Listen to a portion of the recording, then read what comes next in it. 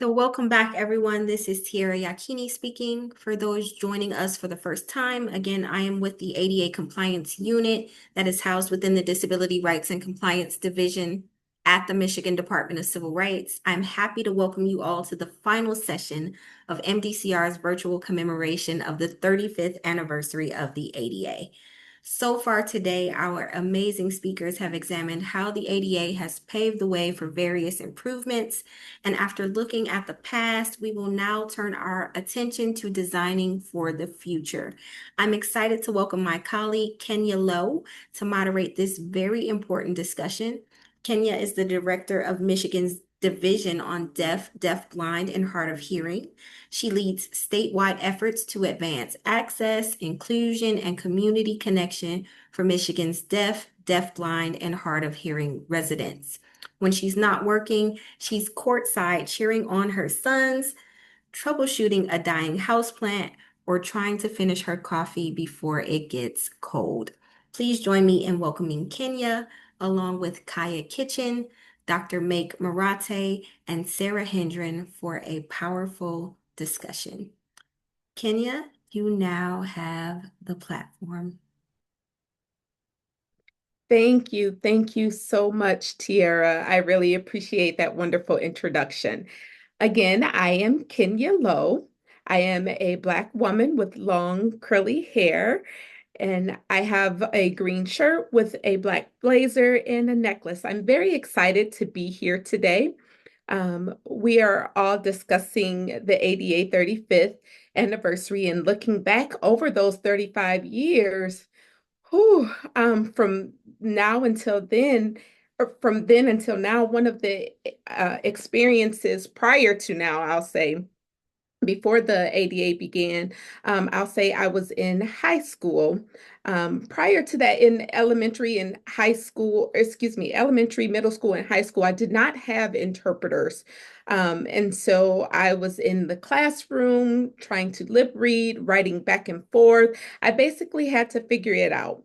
My first point of accessibility was my sophomore year at Michigan State University. That's when I first had advocated for myself to receive services in an educational environment. So I'm personally very grateful and thankful that the ADA was passed into law. And I can see how this has transitioned, how the ADA has transitioned through the years. And we now have more accessibility, accommodations, all of those things. And so it's a wonderful platform to be able to discuss this on today, and I am excited to be here. So we're going to get going with this panel discussion so that we can expand more on this topic. My first question is going to be for Make. So, how can we educate designers about expanded notions of digital accessibility? How can we help those designers understand the bigger picture about accessibility? Thank you. This is Meg speaking. So I think that's a super important question, and I think the previous panel that I was part of went to several different dimensions of I think educating designers, and I want to take the audience through a quick exercise to give a demo of what that might look like, right? Actually educating designers about accessibility. So to begin with, it's this exercise called Who is the User that I often use in a classroom. Now, disabled people are the world's largest minority, right? 1 in 4 adults live with some kind of disability in the US, and over 1 billion people worldwide are disabled. At the same time, disabled people are also one of the most marginalized groups because they are socially and economically excluded from society. They are underrepresented in schooling and higher education, and they are underserved by the industry, by government, and by academic research.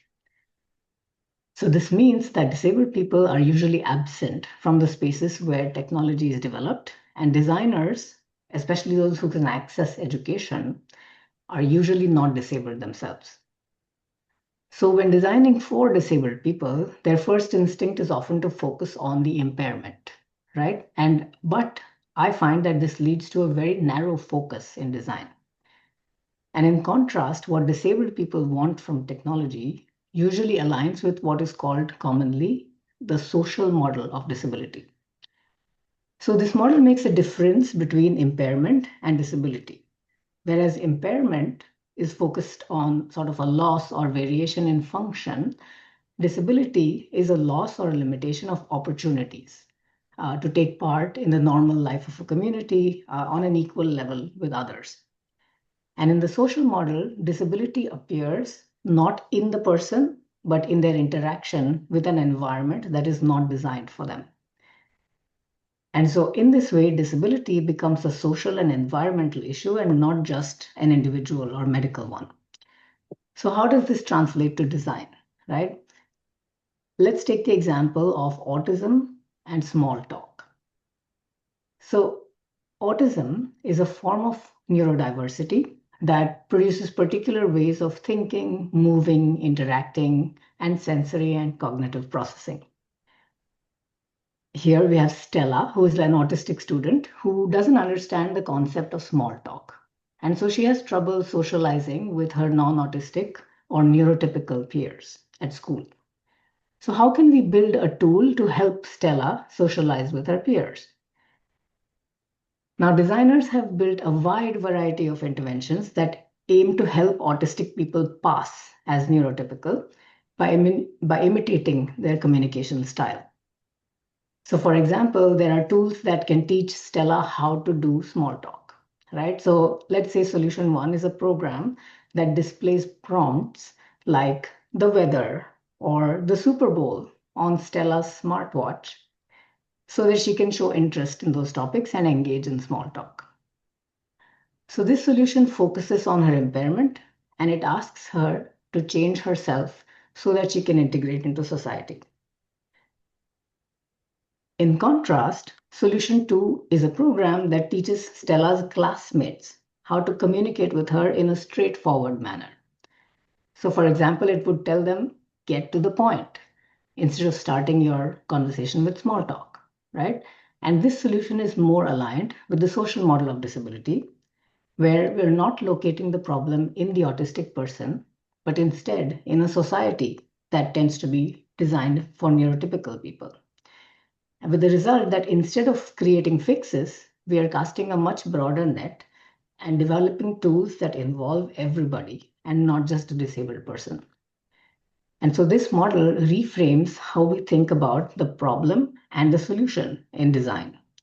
It also asks us to think beyond the impairment and beyond the individual, and instead consider communities and social and environmental factors in design.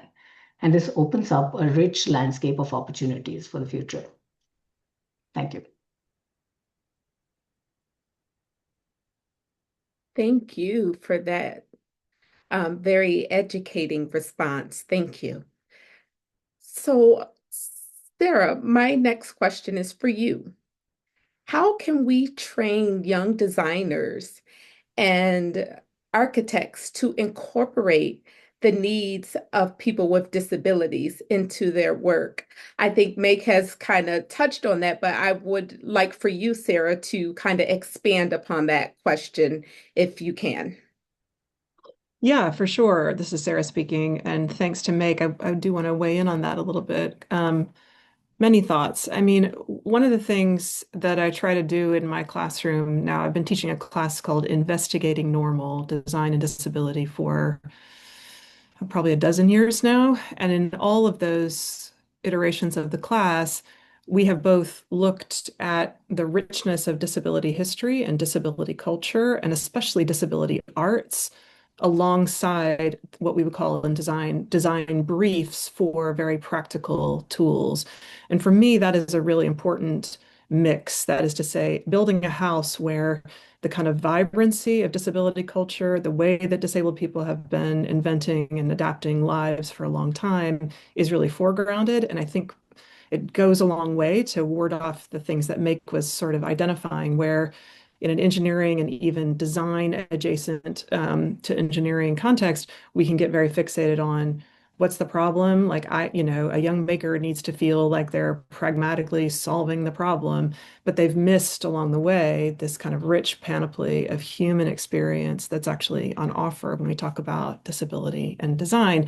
And very often, just in the design process, if you rush right to the literal problem, I'm putting it in quotes, that has been presented to you, you can miss all the different places that are possible to intervene. So something might come up about like, well, I need the smartphone and the smartwatch, kind of fix. And we think like, okay, well, let's widen the lens for a minute as we get to know you. What is that watch in conversation with some other desktop app, or what are you trying to get done getting on the bus or off, like think about the whole ecosystem that the person is operating in. But so I put problem in quotes, but I also do think, I mean, my brain is genuinely divided between thinking in the most creative and investigative way about ways to do what Mick was talking about. That is to say, to look at the way the world as it is might be made more elastic in its design, but also in our protocols and our relationships.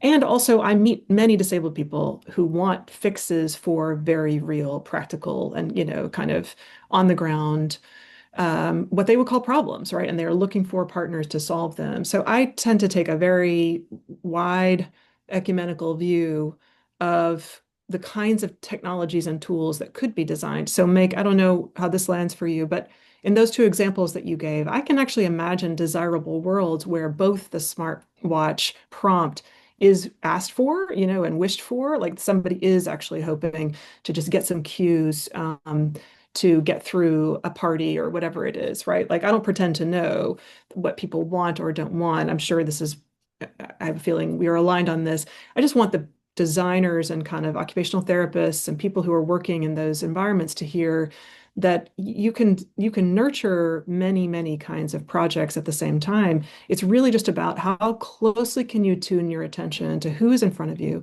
how is it that they are narrating their experience, and then what are all the ways in which you might bring design to bear. And I tried to suggest today that sometimes it's hardware, sometimes it's software, sometimes it's environmental and architectural, sometimes it is in the orchestrating of relationships that had not yet been there before, that are right, that are partnerships and programs and so on.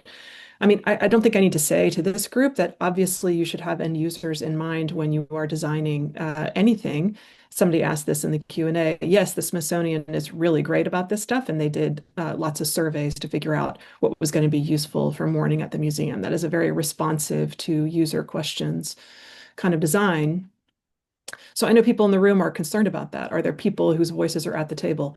I just want to say, though, too, and again, this may be unpopular, but sometimes I think people imagine that as long as you get 15 people at a table and get 15 perspectives about what's going on in some accessibility barrier, that the designers and engineers' role is to obediently go back to the lab and then create a magical widget that has like 15 appendages on it that will, serve somehow everyone. And that's just not how design works. I mean, that in other words, the designers do have a role there to say, okay, if I do this really granular ethnographic interviews and, shadowing people and watching them, but then also looking at data, qualitative and quantitative. If I'm looking at all that stuff, then the designer precisely does have a role to kind of from 10,000 feet up say, what can we do here that's the most elegant kind of intervention? Is it going to be perfect for everyone? No. And in my mind, the classroom training designers and engineers is a rehearsal for democracy. And democracy means that each of us gives up a little bit of what we particularly want in the service of others. That is the project, that we collaborate across difference.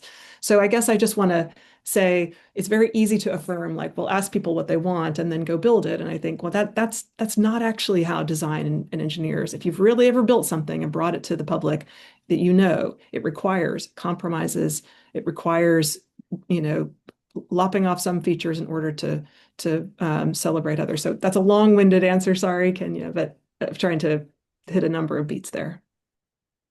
No, no, that was wonderful. That's wonderful. What you said really ties into, what Kaya mentioned beforehand about collaboration being so very important and building those relationships with the community. So that brings me back to the climate. We know there's a lot of things happening in the political landscape of things, and we need to shift how we collaborate, how we advocate for civil rights. So I want to ask you, Kaya, um, how important is advocacy with this shift in the climate that we're experiencing today? How important is advocacy in the work today? You know, how can you explain about that and the importance of advocacy? This is Kaya. Thank you, Kenya. I appreciate that. Please keep in mind that advocacy for the disabled community will never end, right? It will be a continuous fight that we will always have because society will always evolve. And in that involvement, people will change and our policies and politics, all of that will be impacted, laws that will continue to change. And it is important for us during our advocacy work, we educate them on their rights, to speak up for themselves, to ask for accommodations, to make sure that they are involved, they're at the table with this collaboration. We need them to be the community, and the community will make sure that our society as a whole is better for everyone because we're inclusive of everyone. And that's what we need to look at when we're talking about modeling. This is a good example. One of the biggest part of advocacy is teaching them how to advocate for themselves. Let them be role models and do role play. Everyone would have different approaches to how they advocate. Will everyone like the way that someone is advocating this way? No. And you would get frustration from people in society because, it's a challenge. But we have to be mindful of these things and to continue to make sure that we fight for this. And not just for ourselves, but for everyone as a whole. And so people can have that identity for themselves. And again, it will look different for everyone. And for right now, with policies that and laws that are there, many disabled individuals, not all, are frightened. They're nervous. They're worried about what their future will look like. They're worried about what accommodations will they lose. It's already happening right now through employment, through education, in the regular environment. In some ways, we are moving backwards.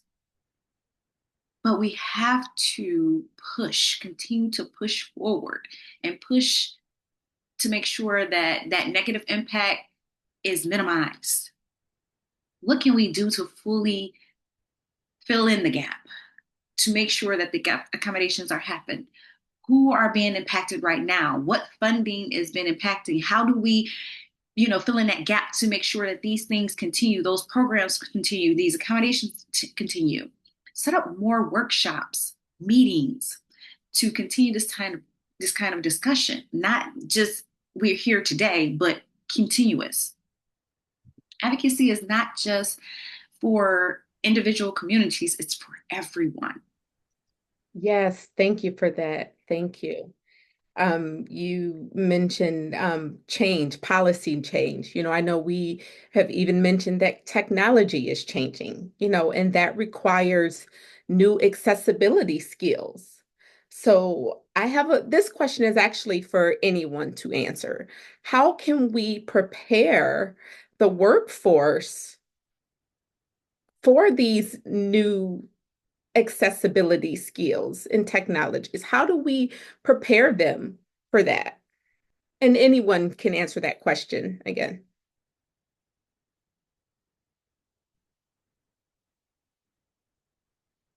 Anyone? um, I anyone This want is Sarah. to add their thoughts? Sure. This is Sarah speaking. I mean, I think Teach Access is doing visionary, brilliant work in that, and we heard from Rolando earlier about the work that they're doing, meaning trying to, in the most kind of distributed and elegant way, drop accessibility into modules for training um, on, some of the newest software and so on. I mean, so education is one vector for preparing workforces for sure. There are all kinds of people doing wonderful job development work in cultivating relationships with employers.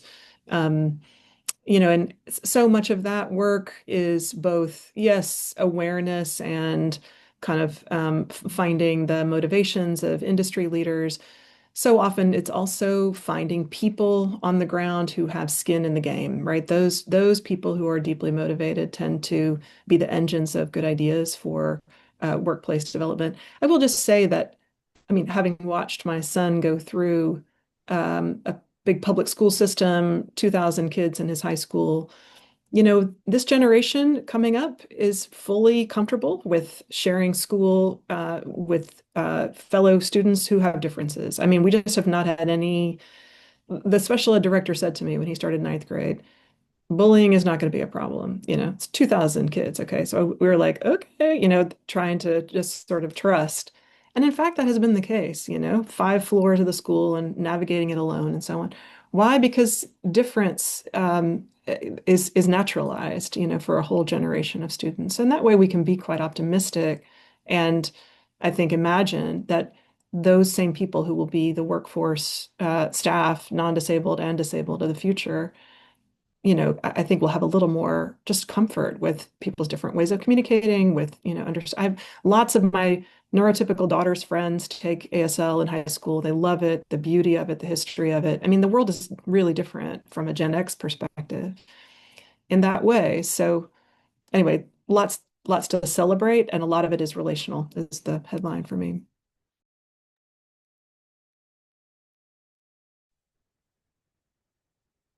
Yes, yes. Thank you so much for that answer. Would anyone else like to expand on how we can prepare the workforce for those accessibility skills? No one? Okay. We will move on to our very last question to you all. And I'm actually going to pose it to Sara first, but anyone can answer after that. What disability policies seem most urgent to you now in the long wake of the disability rights movement? What do you feel is most pertinent right now?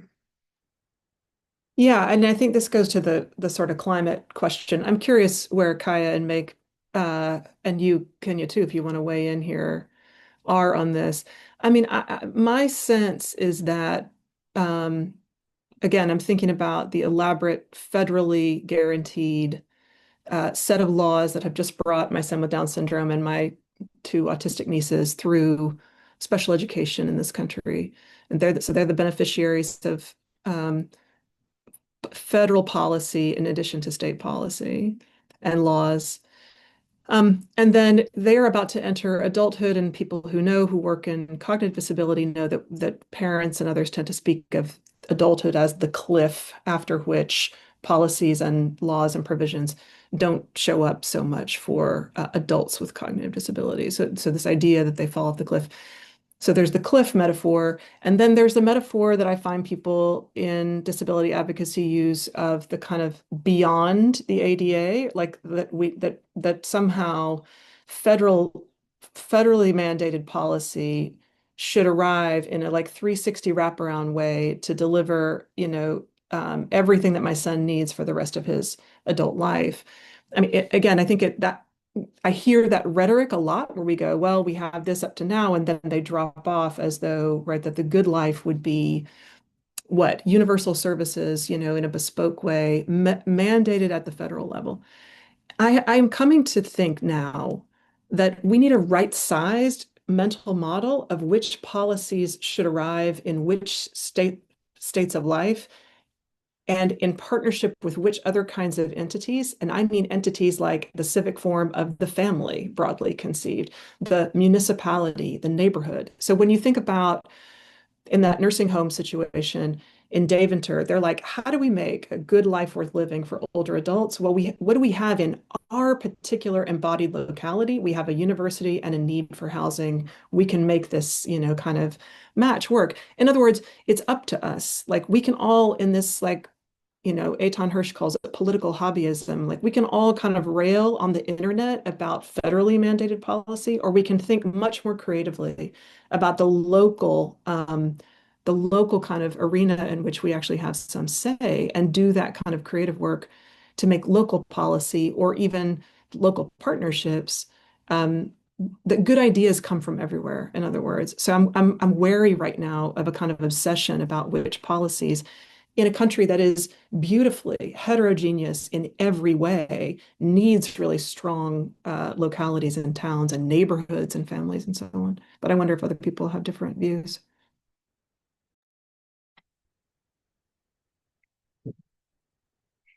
Yeah, this is Kenya speaking here. So from my experience as the director for the Division on Deaf, Blind, and Hard of Hearing, what I've been seeing in the community, and again, I'm going to speak from my own personal life experience.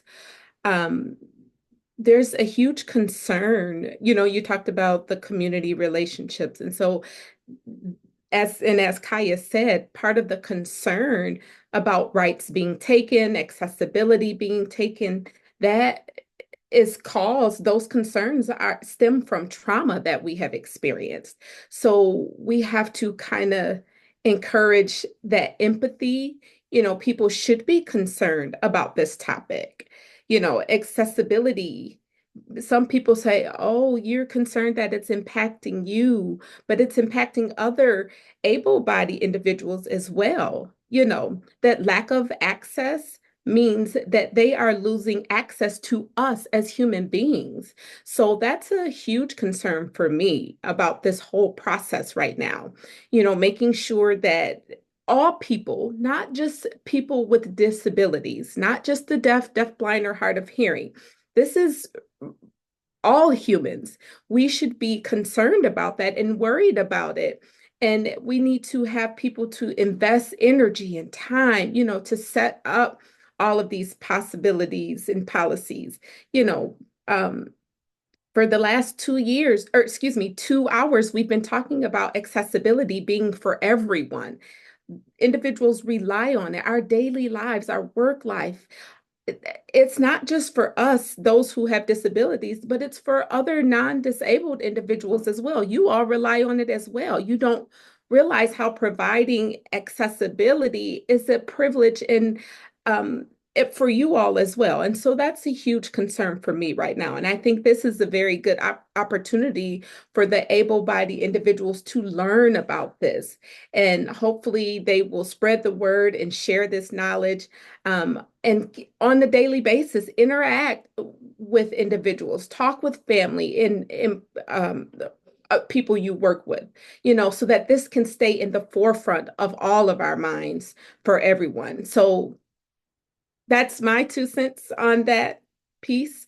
But I think, Kaya, you had more to add to this. I mean, this is actually our last question. So, Kaya, if you wanted to add, you are most welcome.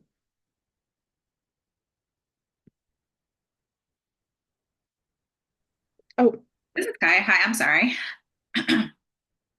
Yes. What Kenya just mentioned, that the more we discuss, the more we have conversation about this, we have different perspectives. Everyone has different concerns, from the financial part into programming, closing down, people losing employment, accessibility. There's so many different concerns that we need to look at, and we need to look at it as a whole, right? To make sure that everything is happening as it should be, not just because it's a thing, right? We want to make sure that the mindset is happening, that everyone is inclusive, things are going the way they're supposed to be, and then we have the power to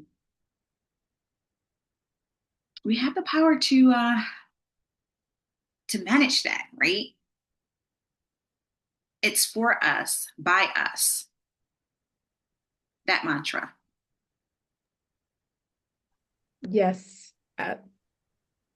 I think this has been a very good discussion, and I agree, it needs to continue.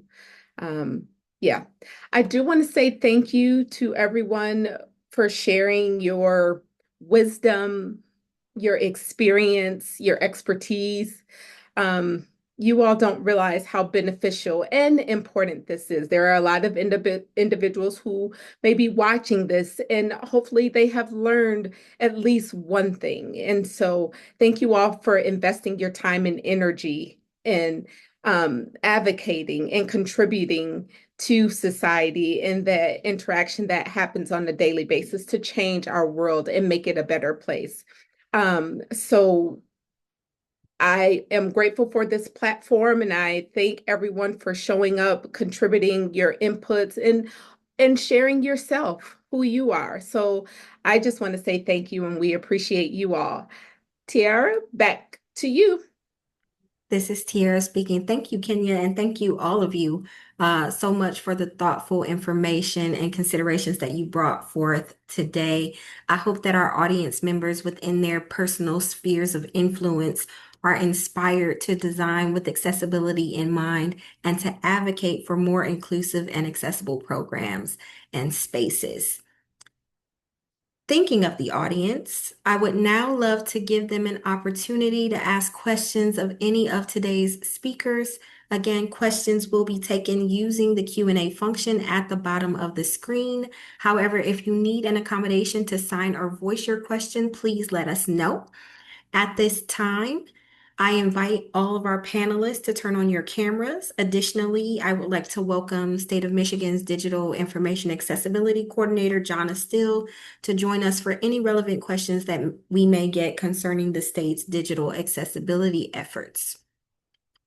And so, looking at the Q&A, let's see, guys, bear with me. I will read the first question.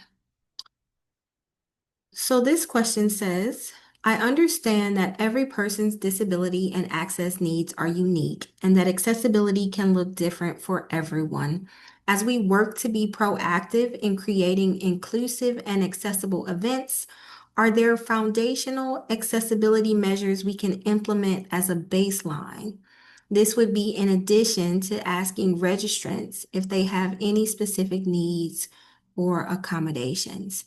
And any of our speakers today are welcome to answer that question. If you would like for me to repeat it, please let me know.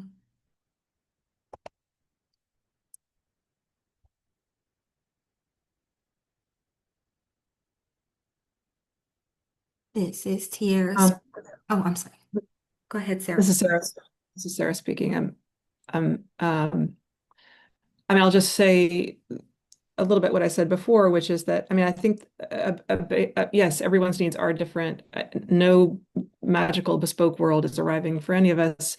And also we can be attentive to what's in front of us. As in terms of baseline, I mean, for web standards, there's WCAG for kind of the baseline guidance. There's a lot of those, kind of like, here's how you do best practices in the abstract. It really depends on what you're doing. I mean, in architecture, there are the kind of broad federal standards and then there are state by state standards.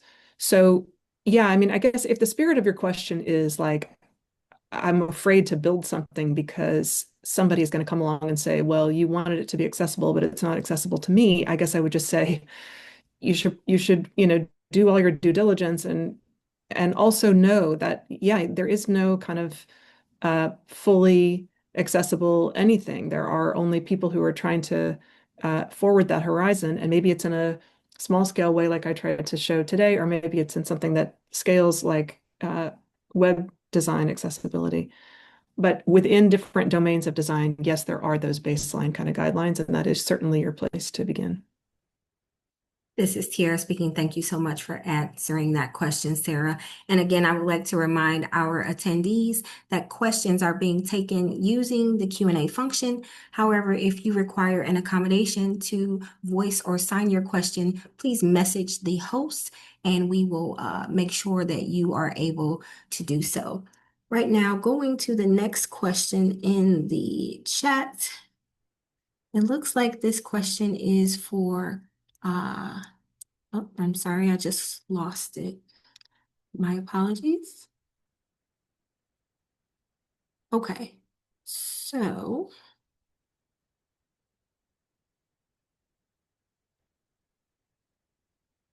my apologies. The question that I was looking at disappeared right before my eyes, so I'm trying to locate it again. All right, so I'll go to a different question. It says, how do we ensure employees can get the help that they need, even if they can't afford legal costs when they face or are subjected to discrimination and retaliatory action by the people, such as the ADA coordinator, HR, Section 504 coordinator, etc., who are supposed to safeguard the employee's rights under the ADA in the first place? A lot of times,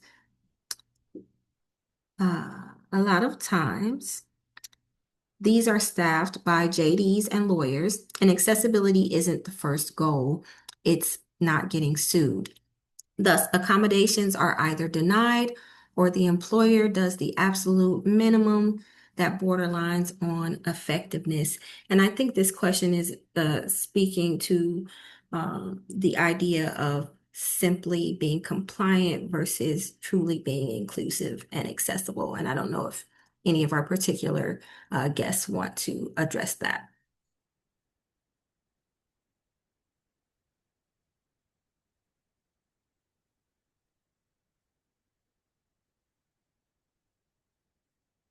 This is Tiara speaking while our guests ponder whether or not they would like to speak. I will note that the Michigan Department of Civil Rights is the state of Michigan's enforcement agency for civil rights matters. And so if you feel that you have been discriminated against on the basis of disability or any other protected class, you can always contact our intake unit, and our enforcement division will evaluate your concerns. I see that Kaya also had raised her hand to answer or address this question. Kaya?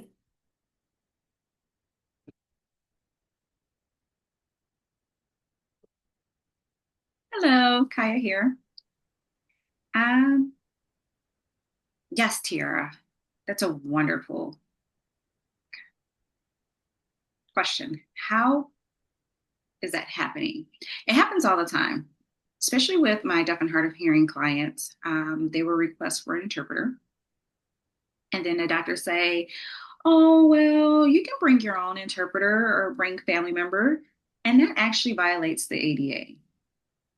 There's a lot of education that needs to go behind it. It's explanation, and sometimes that back and forth is time consuming, and we have to file a complaint. So I encourage my clients to find a different provider because I'm tired of delaying their medical care because of not providing accessibility. That should not be okay. Delayed care should not be okay or acceptable. So there's a lot of time that is wasted trying to work with individuals, providers, employers to provide accommodation where people are lacking in environmental services. And so if you can't work with us, then we move on. It's not the best, right? It's not the best answer, but that is reality. And that's what we face with. This is Tiara speaking. Thank you, Kaya. Venkatesh? Yeah, I would also like to add some perspective on how to kind of maybe approach this from an employer perspective. It's a partial solution. It goes back to, trying to think about accessibility from, in all aspects, right? So for example, if, tools and systems are by default accessible, there are fewer opportunities for, you know, um, subjective opinions being formed, or even if like someone it's less about whether or not somebody who is in power is thinking about accessibility. It's more about, oh, the tool is accessible by default, or the process or the service that someone needs to do to perform their job is accessible by default. So there's automatic inclusion, right? So that's again, I will say this with the caveat that it is a partial solution. Not every accessibility barrier can be addressed with tools or um, just technology. There's a lot of processes like evaluations or just the workplace, the physical workplace itself being accessible to people who have physical disabilities, people who may have cognitive disabilities, who might need a quieter space to work. Again, which is why I said it's a partial solution, right? So we need more accessible internal tools that are being used. This is Tiara speaking. Thank you for sharing, Venkatesh. We have about 4 minutes left, and so I am going to try to get us through as many questions as possible. There is a question in the Q&A function that says, in the community engagement process or in the final design, are there strategies that can go beyond the ADA to foster inclusivity? Is there anyone who would like to answer that one?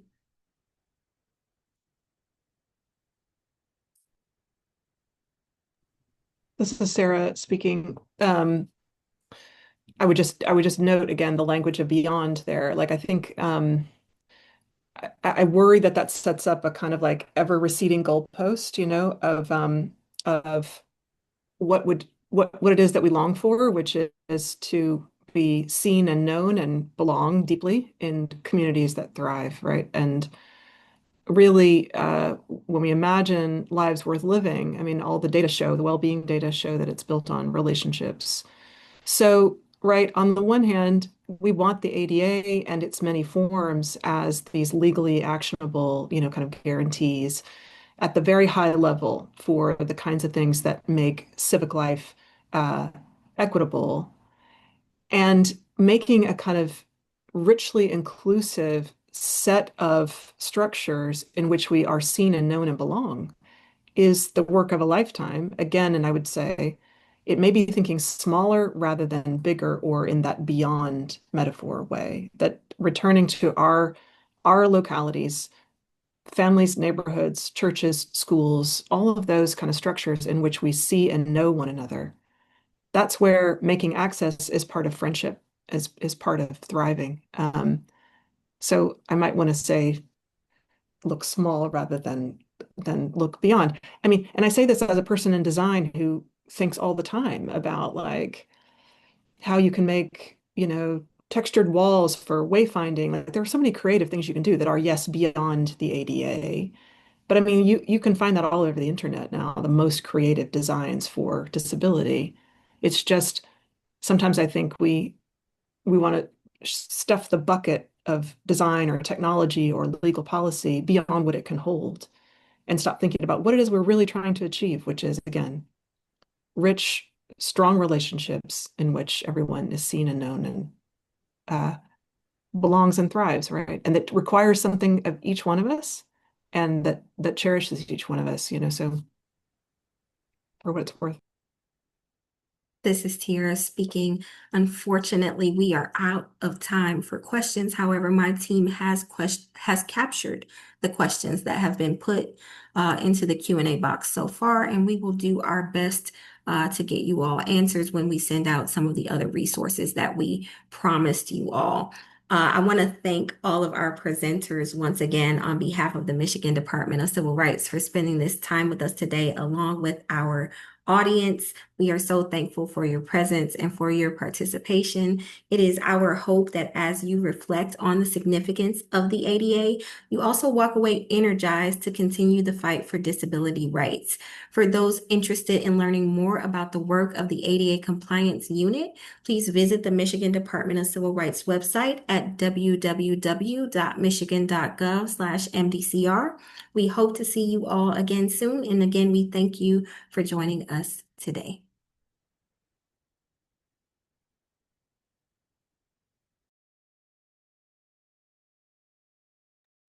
Thank you all. Thank you all.